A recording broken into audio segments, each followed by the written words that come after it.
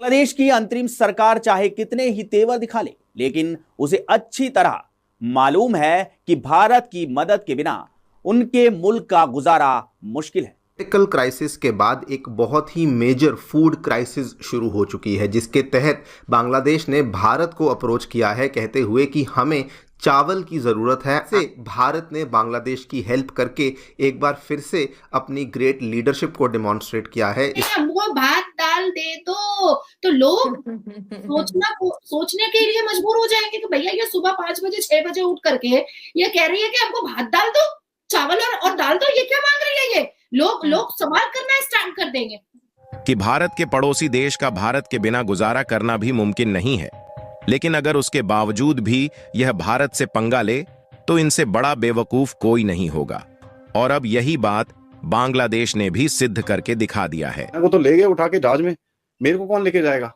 तो वो भी बात चल रही होगी वहां पर। तो ये these are desperate moves sir, ये एक desperate moves of a small petty desperate person. अभी उनका एक वो पुलिस वाला आके बोलता है, जैसे हम बात कर रहे थे, जय श्री राम के नारे लगा रहे हैं इसलिए हम इस्कॉन को टेररिस्ट ऑर्गेनाइजेशन डिक्लेयर करने वाले हैं। उसके बाद भारत से रोते हैं आके कि साहब बिजली दे दो, बिजली दे दो, बिजली दे दो। और अडानी ने 60% तुम्हारी बिजली बंद कर रखी है। कहते हैं हम चाइना की इंडस्ट्री यहाँ सेट करेंगे।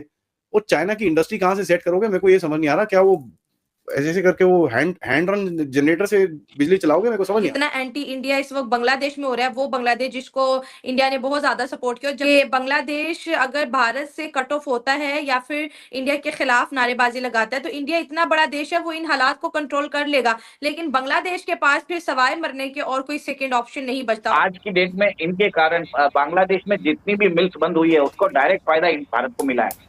उत्तर प्रदेश में 10,000 करोड़ का इन्वेस्टमेंट आया है। भारत मुंह फेर ले तो बांग्लादेश का दाना पानी तक मुश्किल हो सकता है।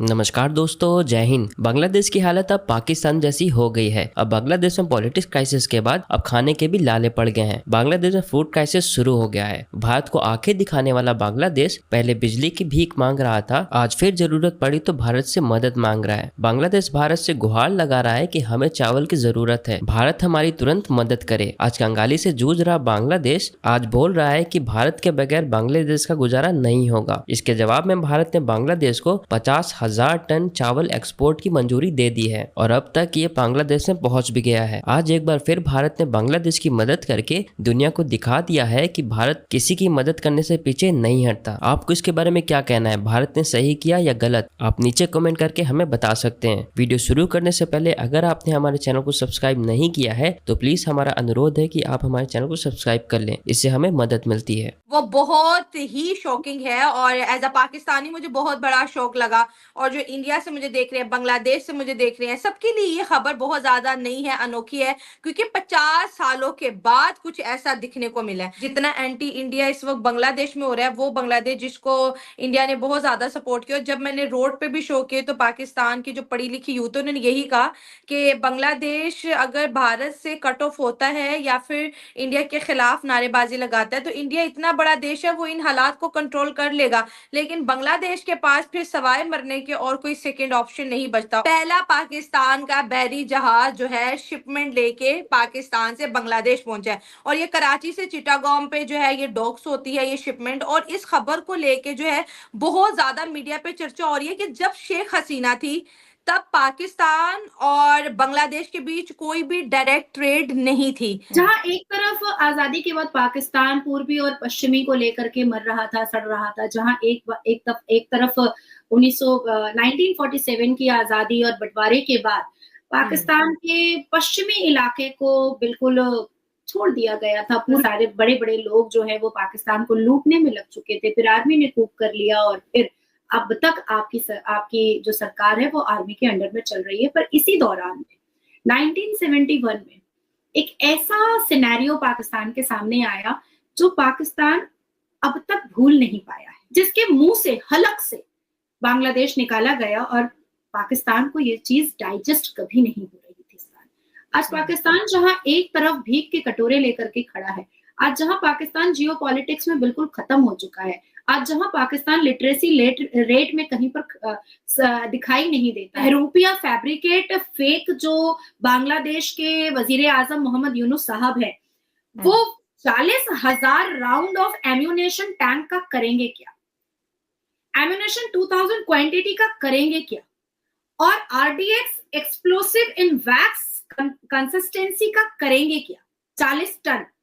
उसके बाद फिर 2900 हाई इंटेंसिटी बम का करेंगे क्या। सवाल ये पैदा होता है कि ये करना क्या चाह रहे हैं, आखिर इनको करना क्या है, और ये जमात इस्लामी के डॉक्टर प्रोफेसर साहब को करना क्या है, हिंदुओं को मारना। जो पहले कभी 12% हुआ करती थी और उसके बाद फिर 8% हुई और अब 7%, 7.3% है। हिंदुओं को मारने के लिए पाकिस्तान के डायरेक्ट कराची से ढाका के पोर्ट में आकर के उतरा है, और ये है आरडीएक्स की ट्रीटी, और ये है आरडीएक्स और बम की जियोपॉलिटिक्स। कितनी मतलब चिंता वाली बात है ये कि मोहम्मद यूनुस साहब को इसलिए वजीर आजम बनना था ताकि वो पाकिस्तान को खुश कर सके, और पाकिस्तान तो इस फिराक में था ही। पाकिस्तान तो ये सोचता ही था, पाकिस्तान के लोग चाहे जितने भी कसम खा ले, अपने आधे बदन को दफन करके ये कह दे कि हम बदल रहे हैं, नहीं बदल सकते, क्योंकि आपकी सरकार नहीं बदली है, क्योंकि आपकी सरकार की मानसिकता नहीं बदली है, क्योंकि आपके देश में आज भी आतंकवादी खुले आम घूमता है। हमारे भारत में बांग्लादेश से लोग आते हैं, यहाँ पर क्रिमिनल एक्टिविटीज, जिहादी एक्टिविटीज, आतंकी एक्टिविटीज करते हैं और चले जाते हैं, इजली चले जाते हैं। और कल की बात मैं बता रही हूँ,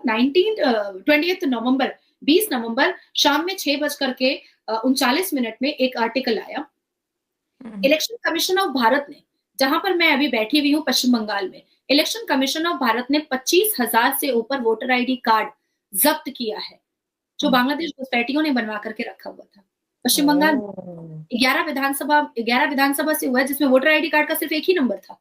सबके नंबर अलग अलग होते हैं, जो हमारा प्रमाण उसके तो सबके नंबर अलग अलग होते हैं। एक ही नंबर पर 25,000 से ऊपर वोटर आईडी कार्ड बना हुआ था। हमारे कैलकाटा हाई कोर्ट, पश्चिम बंगाल के वेस्ट बंगाल की कैलकाटा हाई कोर्ट ने 5 लाख ओबीसी सर्टिफिकेट रद्द किया था। बाद में पता चला कि वो सारे जो 5 लाख ओबीसी सर्टिफिकेट है वो बांग्लादेशी घुसपैठियों को दिया गया था, इसलिए ताकि तुम वोट करो। हमारे लिए खतरा है, क्योंकि इन्हीं बांग्लादेशी घुसपैठियों को लेकर के असदुद्दीन अवैसी खेलता है और कहता है कि हम 25 करोड़ की आबादी है।